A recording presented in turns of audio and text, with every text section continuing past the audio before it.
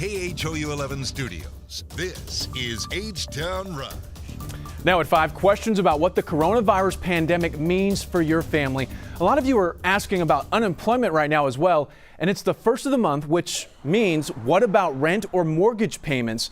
This morning, we are working to answer all of those questions. And if you have anything you want us to look into, just let us know on social media with the hashtag HTownRush. And remember, for links to all things COVID-19, just text that keyword FACTS to 713-526-1111. While you grab your phone, let's get over to Cheetah Craft to kick off our Rush Block. And Cheetah, another nice day on tap. You know what? I mean, picture perfect, Xavier. We are finally tracking temperatures where they should be for this time of the year. And not only that, we're seeing a big change from yesterday as far as our temperatures go this morning. We're talking about a 15 to a 25 degree drop from yesterday morning's temperatures to what we're tracking this morning. So 40s and 50s all across the area. It is that refreshing air, low humidity, temperatures where they should be. If you can, open the window, or really if you're watching this morning and you're like, okay, today's the day. I'm going to get out there, take a walk around the neighborhood. Do it this morning. Do it. I mean, you have to remember social distancing, but you also have to do it for your mind and your body. It's just good for the soul when you get out. 40s and 50s this morning. This afternoon, we climbed to 77. So, Steph, I don't have to tell you, but today, let me tell you what I'm going to do. I'm going to be one of those power walkers. I'm getting around my neighborhood starting today. I'll send it over to you. Oh, that reminded me of the comedian Daniel Tosh's joke. He goes, today's the day. I'm going to mail a letter and get groceries. Hey, you got to start small and then work your way there. But we're going to check on Cheetah later on social media, make sure she's doing it all. Good morning, Pearland. Here's your stretch on 288. It is 13 miles if you jump on at FM 518 and then go into downtown. It's only going to take you less than 15 minutes to go that stretch. We have no accidents or traffic hazards across our viewing area, and we're talking about all counties there. Xavier. All right, Steph, thank you. Now to a surge of coronavirus cases across the country. Here's what you need to know this morning. There are nearly 190,000 cases in the nation with more than 4,000 deaths. The White House now says between 100 and 240,000 Americans could die from coronavirus. President Trump warns about a bad 2 weeks moving forward. Here at home, there are more than 1,200 cases in the Houston area. Sadly, 56 Texans have died. This spike in cases forcing county leaders to take action. The stay-at-home order for Harris County and much of the state will now last until April 30th. I'm Michelle Choi, now joining us live with what you need to know this morning. Michelle. Guys, that extension is the result of the fight against the coronavirus being far from over. In fact, city and county leaders say this is not the time to scale back from containment measures, but rather to double down. And according to Houston Mayor Sylvester Turner, this pandemic could peak around May 2nd in the greater Houston area if we remain aggressive. That means more school and business closures. Harris County Judge Lena Hidalgo extended the stay-home, work-safe order through at least April 30th.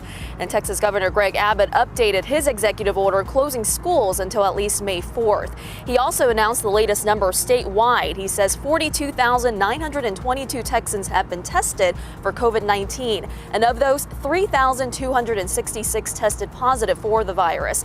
He says of those with the virus, about 11% need to be hospitalized. Now, on the national level, it is the same message. President Trump says the decisions they're making right now are a matter of life and death.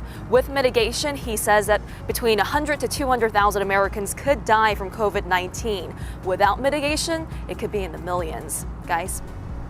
We hope that doesn't happen. Michelle, thank you. Starting today, you have a chance to help healthcare workers on the front lines of this pandemic. You can now drop off protective gear for them. Our Janelle Fort joins us live now. And Janelle, how is this process going to work? Well, Steph, it's no secret that there's a national shortage when it comes to personal protective gear and equipment for healthcare workers and first responders on the front lines of COVID-19. So in an effort to fill the void a bit, officials are now asking folks to donate. So the Sugar Land Skeeters here, they're offering up Constellation Field as a drop-off point for anyone who wants to do so. The items here, they're going to be delivered to Memorial Hermann's hospital system.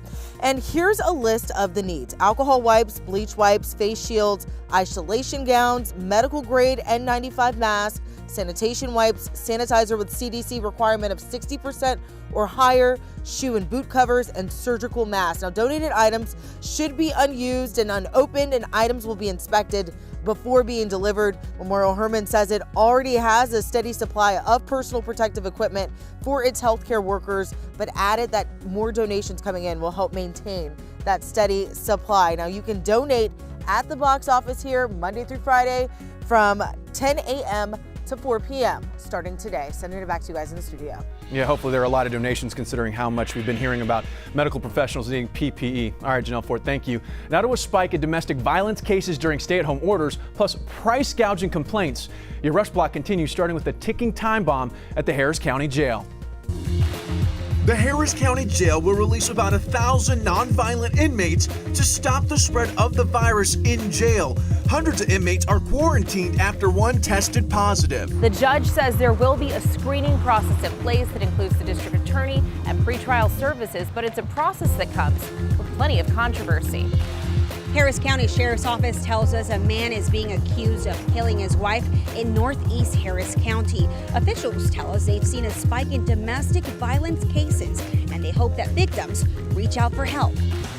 From $7 milk to $30 for water, Texans have filed thousands of price gouging complaints during the COVID-19 crisis. The Attorney General's office has logged 4,000 complaints, and that number, well, it grows every day.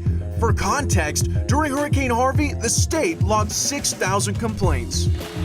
The newest COVID-19 testing site opens in Sugar Land. It took mere minutes for things to fill up Tuesday morning, and they're going to limit testing here to about 250 people a day. It's the second Houston area site operated by United Memorial Medical Center, the first of which has tested some 2,400 people so far. 9% of those have come back positive. Find out more about all testing sites on KHOU.com. Making strides on rapid COVID-19 tests. A 5-minute test is expected in doctors' offices this week, and other faster tests are in the works. And that's your Rush Block on this Wednesday.